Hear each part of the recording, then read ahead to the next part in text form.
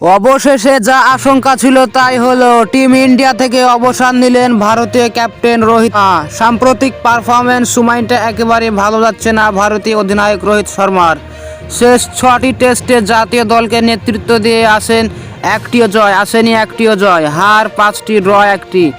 22 গজের সময়টা একেবারেই ভালো যাচ্ছে না, এমনকি অস্ট্রেলিয়ার সঙ্গে লাস্ট টেস্টে খেলছেন না রোহিত শর্মা। ক্যাপ্টেন্সি করছেন জসপ্রীত বুমরা, ব্যাট হাতেও চেনা ছন্দে নেই রোহিত শর্মা।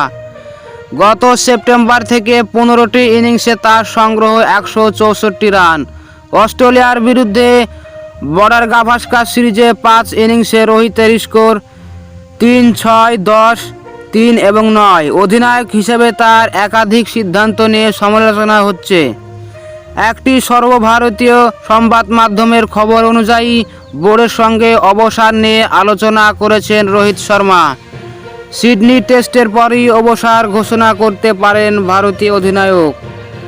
রোহিত শর্মা নিজেও মেলবোর্ন টেস্টের পর সাংবাদিক বৈঠকে ইঙ্গিতবাহী মন্তব্য করেছেন। বলেছেন, অনেক কিছু করার চেষ্টা করছি, কোনো কিছু ঠিকঠাক হচ্ছে না, মানসিকভাবে হতাশ, ব্যক্তিগত কয়েকটি জিনিস নিয়ে ভাবছি, দেখা যাক কী হয়। আর একটা ম্যাচ বাকি, ভালো খেললে সিরিজ ড্র হবে। অনেকেই মনে করছেন সিডনি টেস্টের পরই ক্যাপ্টেন রোহিত শর্মা অবসর নেবেন। আপনি কি মনে করেন জানিয়ে দেবেন কমেন্ট বক্সে।